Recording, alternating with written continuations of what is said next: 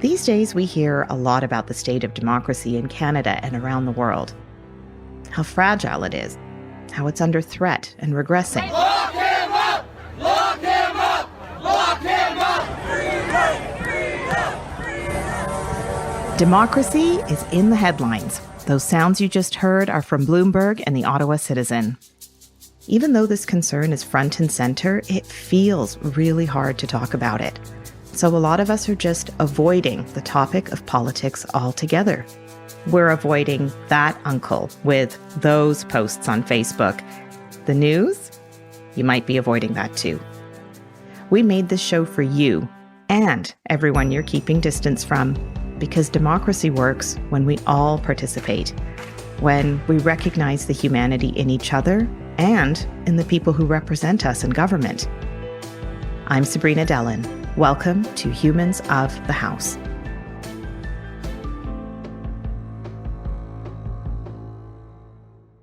This show isn't talking about members of parliament. We are talking to them, digging under the surface to learn what it's really like to represent your community in our nation's capital. We wanted to know everything, what happens behind the scenes, including all the drama and political intrigue. But at the heart of it, we wanted to explore MPs as human beings with their own stories to tell. And you know what? They were into it. Could you please tell us your name, the riding you served in, and the years you were in office? Happy to, and thanks very much, Sabrina. Matt DeCourcy. Kennedy Stewart. I'm Catherine McKenna. Adam Vaughn. Scott Bryson. My name is Lisa Ray. Selena Caesar Chavan. James Cumming. Cheryl Hardcastle. I represented the wonderful riding of the town of Whitby. Edmonton Centre. Windsor Tecumseh in the NDP caucus. The Conservative minority government. My name is Robert-Falcon Ouellette. I am not in a political party, but I was a Liberal. My name is Peter Kent, Member of Parliament for Thornhill, and it was a terrific honour to serve in the House of Commons. My name is Romeo Saganash. I served for the huge riding of Abitibi-Baie James-Nunavik-Eeyou. So you'll be speaking to half of the province of Quebec right here, right now. Okay, that's a lot of people, I know, but stick with me. This show is about hearing 12 MPs totally off the cuff, like you've never heard them before. And today's episode is all about making the introductions, because they've got stories to tell. They also have solid advice on how to improve the experience of being an MP, for the person behind the title, but also for us, you and me, the public they serve. We're talking to former MPs who served at some point in the last two parliaments, so people who left office between 2015 and 2021. But just before we get to the MPs, our producer Elena hit the street to ask, would you ever run for political office? I'm gonna have to say no. I don't think so. No. Nah, never. No. I feel like I'm definitely not smart enough for that. I don't think I'm educated enough. You have to be so well-versed and well-read, and it's a lot of pressure, and that's not really what I'm looking for in a job. No, because they're not forthcoming. They tell you nice things, but when they go in, they sing a different song. People just say things and promise things just to get elected, and then they never fulfill those promises. So it's just very corrupt. I feel like I would want to make a difference, but how much of a capacity would I have to actually make a difference? Yeah, I think I would. If I really believe something, I think it would be important to run for it. Okay, so people are saying a politician is smart and well-read, but also maybe corrupt and breaks promises. And no one wanted to do this job, except for the one guy at the end who kinda said yeah. So I have to ask, who would put their hand up to enter a life of politics and public service? And how does it begin? Politics actually wasn't a part of growing up. Generally, my family was too concerned about surviving. That's Robert-Falcon Ouellette. He represented Winnipeg Centre. I started all our MP exit interviews by asking former MPs about their path to politics. I was homeless as a child, and we'd have our own financial issues. My mom would have her mental health challenges as well related to that. And making sure that we didn't end up in the care of the state Robert's mother managed to get a loan to send him to private school, which is where he got his first taste of politics. My mom, she sent me to a Strathcona Tweedsmuir in Calgary, Alberta, which is, a pretty good private school. They had a program where you had to kind of contribute to a political party in some way during an election. And the one that was across from my apartment, it was the NDP. I was sent over there because it was the easiest to get to. It involved the least amount of work for my mother, who was working constantly. For the record, Robert was a Liberal MP, but we're still at the very beginning of his story. I learned how to knock on doors, and I was only, I think, around 14 years old. It was a lot of fun. I really enjoyed myself. And I kind of put that in the back of my mind, and off I went in my life. And I joined the military. I shipped off to Quebec. I learned how to speak French. Robert was in the military for over 25 years, during which time he was also pursuing an academic career. I was a prof, actually, at the University of Manitoba, program director for the Aboriginal Focus programs. And I was writing research as an anthropologist about the city, analyzing the interaction between the different social groups and how politics interacts. And, I was complaining to one of my friends about it. And he said, well, quit complaining and do something. Run for office. And I was like, oh, run for office. Well, let's run for mayor and see what happens. Robert-Falcon Ouellette did not become mayor of Winnipeg. He had an unsuccessful run again in 2022. But back in 2014, after losing his first mayoral campaign, he ran for the Liberals federally the very next year and won. He went to Ottawa with a mission. It was sparked by a very specific experience in his riding of Winnipeg Centre. The riding is a very interesting riding. We have a very large Indigenous population, newcomer population. We also have French-speaking people in the riding. It is one of the most poorest of ridings that you can find, with some of the highest rates of child poverty. We have a lot of homelessness. We also have a lot of the institution, like the seat of government is there, all the major arts organizations. So it's kind of this juxtaposition of Canadian society where you have the elites side by side with person living on the street with addictions, child prostitution. You have everything in Winnipeg Centre. It is a microcosm of everything that is right and wrong in Canadian society. Was there a moment, a spark? The reason I was running is I had done something called the CEO Sleep Out, where the CEOs of Winnipeg sleep out for a night in the streets. And so I, did the sleep out. And I met a young guy. He was about 19 years old. He'd been in 77 different foster families throughout his life. He was living on the streets. He wasn't doing very well. He didn't really feel anyone really cared for him. And he's probably right. Government hasn't really found a way of addressing how to look after individuals who are most vulnerable, which were children. And I know a lot of people said, well, it's not federal jurisdiction, Child and Family Services, but it is, because he was Indigenous. And, because the federal government created the Indian Act in 1876, they have federal responsibility under the Canadian Constitution. They have a responsibility to fix the problems that they created. And let's see what we can do. Robert is Cree and Métis from his dad's side. In 2015, he was sworn in as a member of Parliament with a wave of new Liberals. While his party brought him to Ottawa, his focus was on the people of his riding. Our goal, I think, as MPs is not to just simply be the voice of Ottawa back to the constituents, reading our talking points, which a lot of MPs do. And actually kind of makes me sick, to be honest, when I hear them on the Conservatives, NDP, or the Liberals. My colleagues that, who have thoughts, who are intelligent, but sometimes refuse to use their own thoughts and use their own decision-making, their own value system, and allow someone else to make that for them. They just read those talking points. I think it's important to be the voice of the citizens back to Ottawa and to fight for what they need.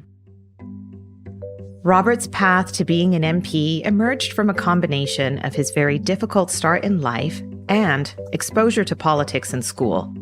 Same goes for former NDP MP Kennedy Stewart, who also found the political spark as a student.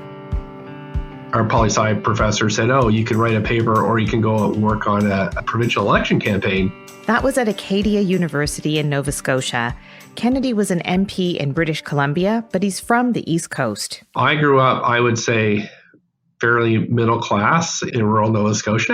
My dad had a good job and we had a nice house and everything. And then in the late 1970s, we had a recession. My dad lost his job and we lost our home, went bankrupt. And that kind of slide from a very comfortable middle class life with tennis lessons and vacations to living in essentially rural poverty in one of the poorest areas of Canada at that point was a big introduction to inequality.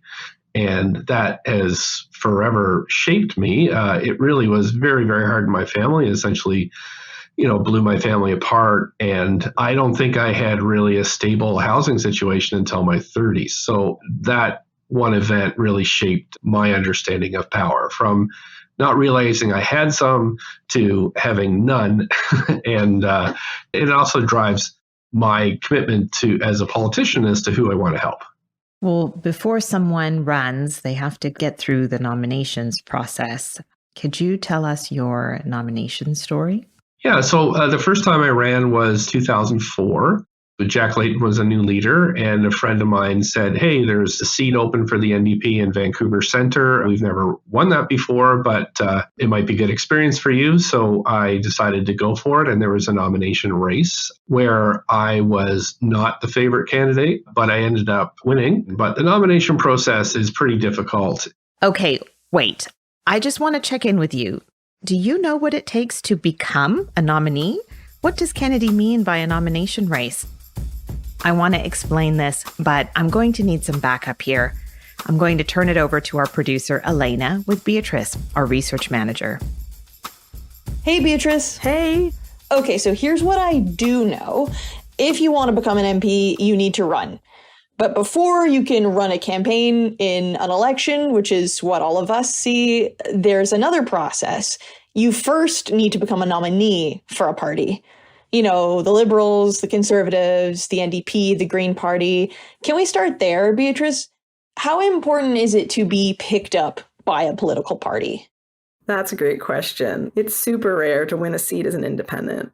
Over the last 30 years, 99% of members of parliament were elected as representatives of a party. Wow. Yeah, the way parties choose candidates ultimately controls the pool of who's in parliament. So how do they choose those candidates? It's interesting. Each party has a EDA, which is an electoral district association, and it's run by party volunteers, and they run the contests. But these associations, particularly recently, they've become much more under the influence of the central party. So sometimes a party just appoints a candidate and there's no contest at all. That's just the person who represents that riding in the elections. But even when there is a contest, 70% of nomination contests only have one person running. So is that really a competitive Yeah, is that really a race? Wow. Is there a reason that so many nomination contests only have one person running? So the thing is, it's really, really hard to say. It would be great to know when and why parties reject people who want to run. So if more people are running than we realize and parties are telling them no. Right. But the problem is that there's really little information because parties aren't required to report this information. So we don't know how many people have been disallowed. We don't even get to know how many votes were cast in the nomination process. Ah, that's annoying. I want to know. I'm a researcher. I need the data. How much money does it take to run for a nomination? So for one thing, there's the application fee. And the Greens and NDP don't have any, so you don't have to spend any money to apply in that sense. The Conservative Party asks for a $1,000 deposit, and the Liberals charge a $1,500 non-refundable fee. Huh. But that's just the application fee. The real costs are those associated with trying to gather the needed votes to win the nomination contest. Well, the NDP has a limit of $6,500, and Elections Canada does set a cap for nomination contests, and they vary by district, and they're high, over 20 grand in most places. So it can cost big bucks if you got him to become a candidate. And that's not even getting into if you win the nomination, then you have to run a campaign, and that's so expensive, right? Definitely. This is just the very, very, very first step. It seems like it would be a really big barrier. The problem is that we just don't know how much of a barrier it is because there's just very little transparency. Well, cool. Thank you so much for providing me with the information that we do have about this process. Thank you, Elena. Thanks, team. So that's the nomination process. And there's a lot to digest there. As Beatrice mentioned, you have to be affiliated with a party. That's been the case for 99% of candidates over the last 30 years. It's a must. Let's get back to Kennedy Stewart and his nomination story. Was he invited to run? No, I wasn't invited to do this. In fact, when I won my nomination in 2011, the entire executive resigned that night because they wanted the other person to win so much. So anyway, yeah, so wow, that wasn't a great experience. I've talked to lots of other MPs and they kind of have similar experiences in nominations. Having the whole executive walk makes for a pretty rocky nomination process. It's why he critiques the lack of standardization for nominations. After all, nominations are the key entry point for an aspiring MP. Not only that, Kennedy Stewart didn't have anyone ask him to run. Other MPs, however, are handpicked with personal invites to run. Like who? Well, that's next.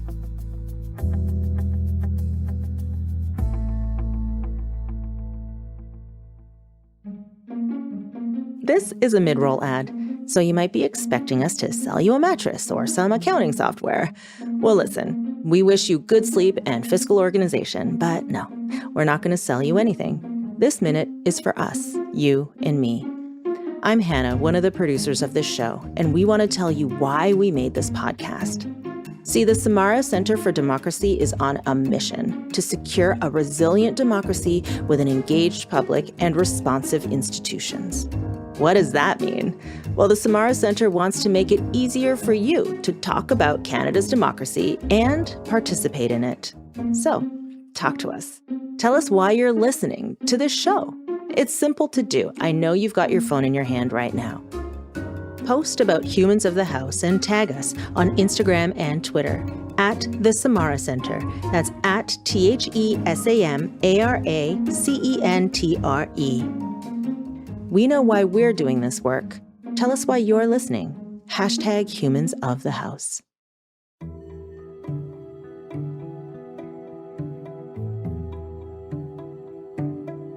Before the break, we heard from multiple MPs who put their own hands up and might have even surprised themselves by running for office.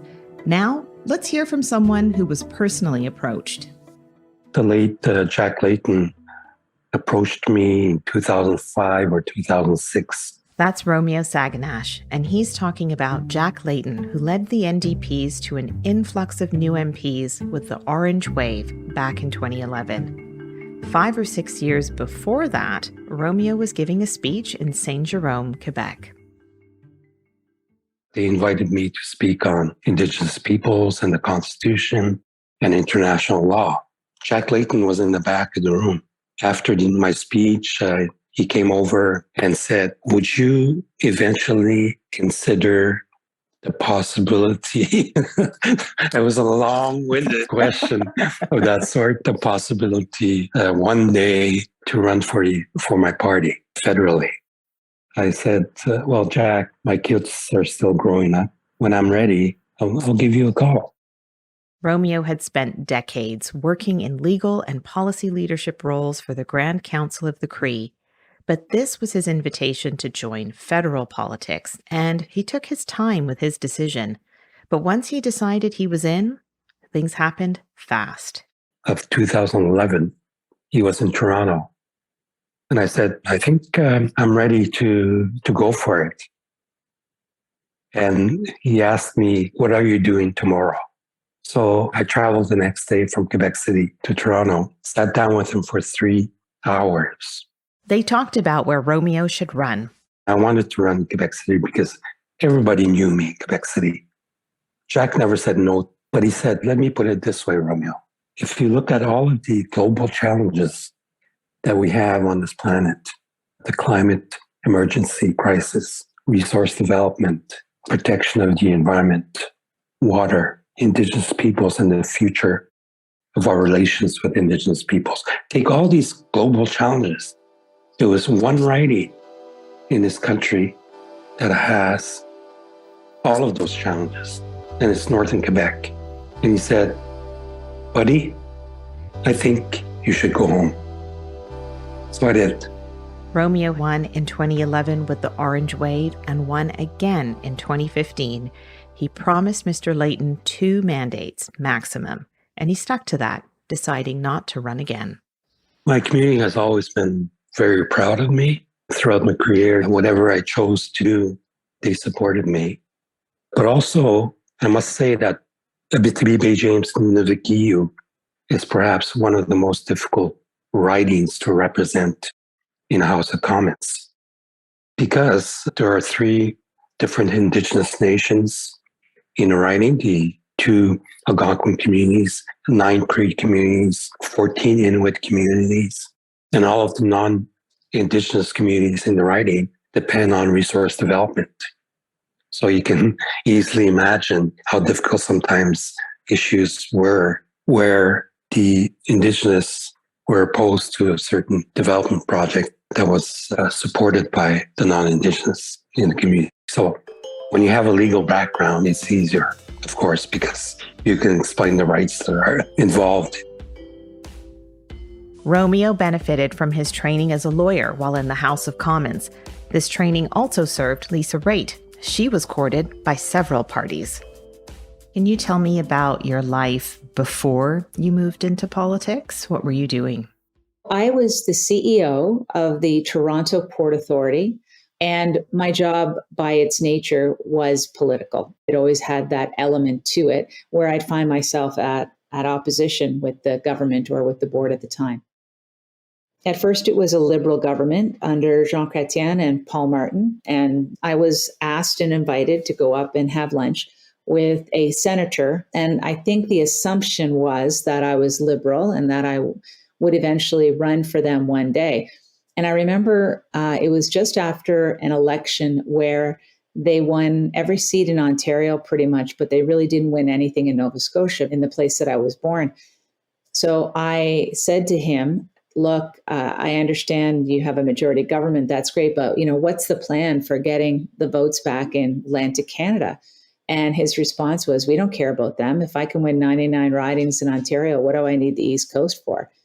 And that really stuck with me. I didn't like it. It really bugged me. But I'd always thought politics was going to be somewhere in my life. My family would say she'll be prime minister one day. And the more times people say that to you, the more times it becomes manifested in you, and maybe you develop your career on that path. And certainly it appears that's what I did. The Conservatives, however, were a different ball of wax. They came in 2006, assumed I was a Liberal shill, and did a forensic audit of the Port Authority to see whether or not I had abused expenses or did something untoward. And the conclusion at the end of the day was there's nothing to see here, that it was actually quite squeaky clean. So when a gentleman by the name of Garth Turner, who was the Conservative holding the Halton seat in 2007, got thrown out of the Conservative caucus, they were looking for somebody to run against him, and my name came up as a possible candidate. So I was pursued by the Conservative Party. Just to jump in, this isn't your typical audit story. They liked what I had done at the Port Authority. They certainly had gone through and vetted everything that they could vet when it came to me. I chose to run for the party in 2008. We were 2 weeks into the election before I even started campaigning. Wow. And I won by 7,000 votes. And I'm grateful and went right into cabinet. Lisa's career in politics started when she was identified as a good candidate by a party and then courted to be one. But what about when there's almost no start to politics because it's just always been there? You grew up in a political household. Did you talk about politics at the dinner table? What was your impression of political life? The dinner table, in the garden, on the bicycle, wherever you were, you talked politics. This is Adam Vaughan, former member of Parliament for Spadina, Fort York in downtown Toronto. Fortunately, in my family, bedtime was when you fell asleep, not when the clock turned to a certain hour. And if you were interested, as I was, you could sit up all night and watch grown-ups talk about politics and just learn what you learn. Any specific early political memories? I think the first overtly political memory I have is at the age of 6, my parents were at the convention that elected Pierre Trudeau. Pierre E. Trudeau, 1203. You're hearing just a taste of that convention Adam was talking about from CBC in 1968. And I remember when my parents came back from that convention, what I got to keep were all the buttons. So I had all the Trudeau buttons from 68, Winters, Turner, Kieran's, the whole mob. That's an incredible memory. Canada must be unified. Canada must be one. Canada must be progressive. And Canada must be a just society. Following the convention, there was the campaign of 68. I remember the rally that was held in Nathan Phillips Square for Pierre Trudeau when he came to town and came up Bay Street in white convertibles and with Liberal youth workers with orange hats and white miniskirts and bell-bottoms. And we were actually part of a children's choir marching up the route, sort of waving little Canadian flags and swept up in the moment of Trudeau-mania, which my father was helping to manufacture. So that was Adam Vaughan's childhood. And people in Toronto may remember him as a TV news journalist and then a city councillor. But it was art that got him interested in politics. Started to do art and illustration and living in a warehouse when the city knocked on the door one day and said I wasn't allowed to live in a warehouse as an artist and create with my partner, who was a painter. I was an illustrator and a cartoonist. And they tried to evict us, and then they tried to tax us as a business. And we got involved with a number of people at that point in the early 80s who were trying to carve out space for the arts community in downtown Toronto. And out of that also came a much broader conversation about who was and who wasn't being housed. And it became a conversation about local politics and about how we build a city that houses everybody. Now, if you remember, Adam Vaughan's father had also worked in federal politics. Trudeau-mania, which my father was helping to manufacture. And it wasn't always rosy. My father had a big falling out with the elder Trudeau, and the fight he had with Pierre Trudeau was over cities, the need for a federal urban policy, and Pierre Trudeau basically kicked him out of the party at a major policy conference. The phrase was, why would I want to start a fight with 3,000 mayors when I can't handle the 10 I have as premiers? And my father just said, well, fine, if they're not interested, I'm not interested, and walked away.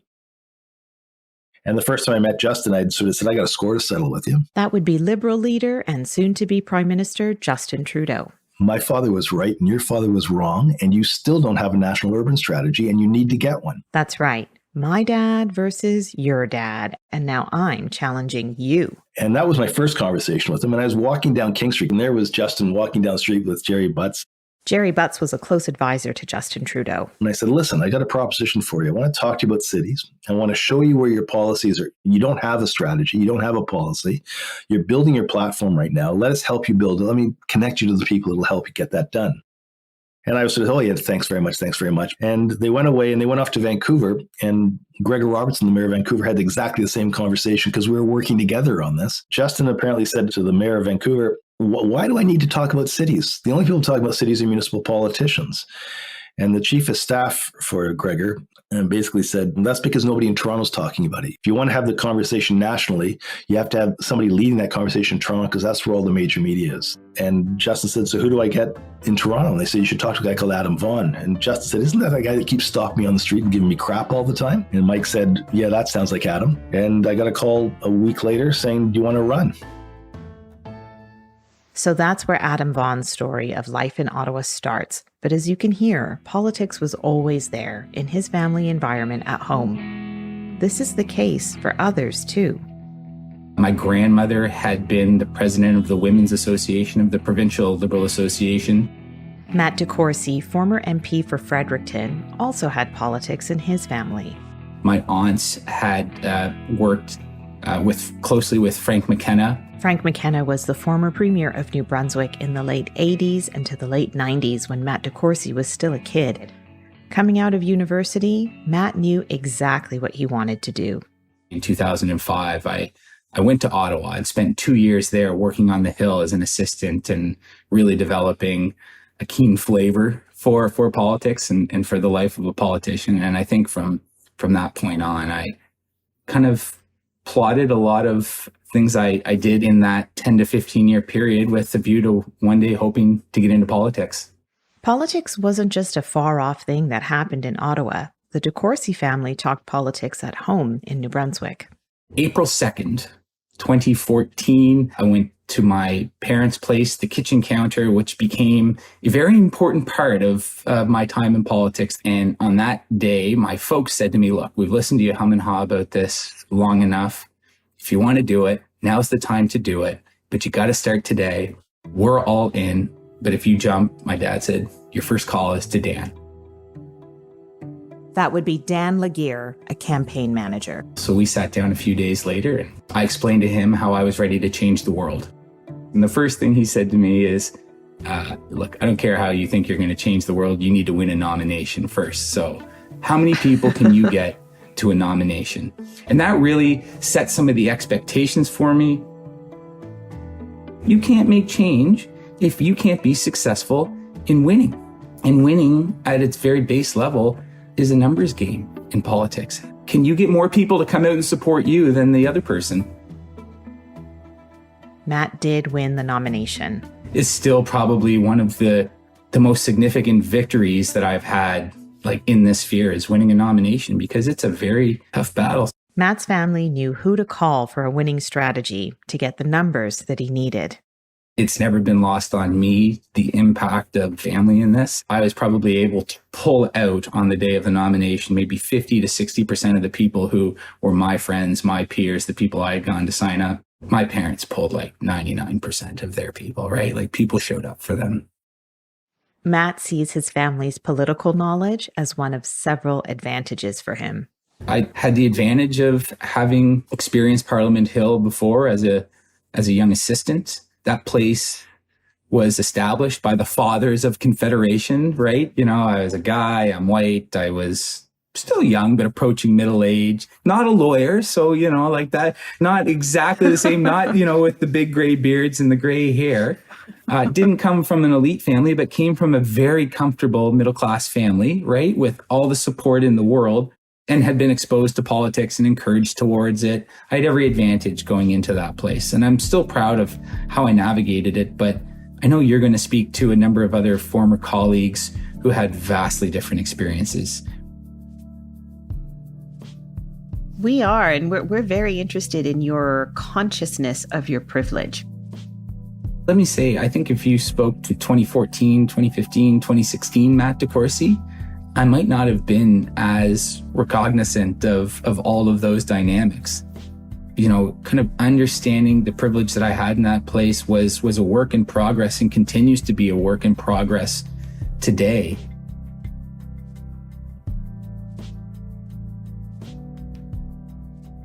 Matt De Courcy told us how important his family and friends were on his path to politics. Community also shaped an early political encounter for former Whitby, Ontario MP Selina Caesar-Chavannes. I understand that your family campaigned for Jean Augustine. Yes, we were told, because we came from Grenada, that a Grenadian was running, and we had to go to Toronto to help her. Jean Augustine made history that year as the first Black woman to serve as an MP and in cabinet. At the time, it was not really a civic engagement type thing. It was just helping someone from our community get elected. So there wasn't really this powerful sort of understanding of what that moment meant and what being part of that campaign actually meant for not just for Grenada, but for Canada. How was politics discussed in your home? Was a job in politics a viable path growing up in your household? Well, I'm not sure if it was a viable path. It just wasn't presented as an option. So we had, the typical immigrant family, and I don't mean to typecast all immigrant families, but, doctor, lawyer, accountant. I don't know of anyone who came as from an immigrant family who's ever said, yeah, and politician. What did that even mean as a job anyway? Fast forward from the 90s, from Selina's childhood to her adult life as a CEO. She was running a business, researching the social impact of neurological conditions such as Alzheimer's. she wasn't anywhere near the political world. So what made you think, next, I should run for office? So in 2013, I decided to do my executive MBA. Part of it had a political science course. And the professor said, you could use your political capital to solve a business problem. At the time, I was co-chairing Canada's first epidemiology study on neurological conditions. And we were hearing from people who were caretakers for those who had Alzheimer's or Parkinson's or epilepsy, and the challenges that they were facing. Either they had to move from province to province to get their drugs covered, or some families were divorcing their spouse in order to be able to get their spouse eligible for services. And at the time, I thought, I have a really big business problem. I don't have any political capital. Once she identified that lack of political power, things moved fast. Googled it over the Christmas holidays, became a member for the first time in February 2014. A member of the Liberal Party. Requirements? Well, as long as you're of age and a resident of Canada, you can just sign up. Then got an email on March 8th, International Women's Day 2014, so less than 3 months later, that said, invite her to run. Do you know a woman who would be successful, who's interested in something like that, who's fantastic and amazing? And I was just like, yeah, I know that woman. It's me. That was the beginning of Selena Caesar-Chavan's time in Ottawa, a journey that began by hitting reply on a mass email. I was running with a government that said they were bold, transformative, diversity is our strength, add women, change politics. This is going to be absolutely transformative for Canada, right? The journey would be transformative for her, but not in the way she expected. We'll hear more in future episodes.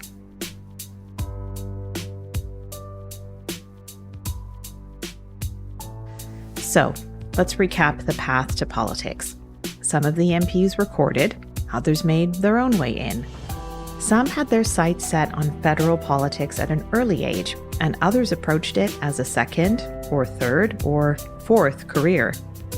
There's a lot of variation in these stories, but one thing that's consistent throughout is a devotion to the job, a dedication to public service, and self-awareness about the human element in this role. It's a contrast to what we're used to in the political conversation, with personal, dehumanizing attacks. Let me take you back to Romeo Saganash, the Cree lawyer originally from northern Quebec. We heard that Jack Layton personally asked him to run, but for Romeo, the clarity in his mission in life, whatever way he was going to serve it, came much, much earlier. People say I'm from West Winnipeg, but that's untrue. I'm from the land. I'm from the forest, where I spent the first 7 years of my life with my other siblings and my parents, hunting, fishing, trapping, gathering. Then, as most of my generation got kidnapped by the federal government and sent to residential school for the following 10 years. When you realize that at 7 years old, you're caught in a place that you cannot escape. That's the only reason why you're there, is because you were Indigenous. So when you understand those kind of things at 7 years old, you grow up to be a politician in some way. I came out of residential school and I promised myself two things. First, that I would go back to the land. And I went back. The other thing I promised myself was to try to reconcile with the people that put me away for 10 years. I feel like I completed the circle from being born on the land, ending up as a member of parliament in 2011.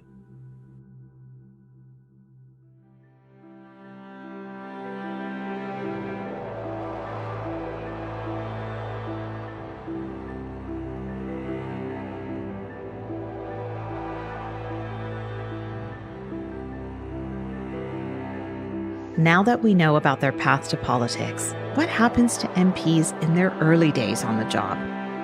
In our next episode, we'll hear more stories about what it's like when you finally arrive as a member of parliament. Thank you for listening to Humans of the House.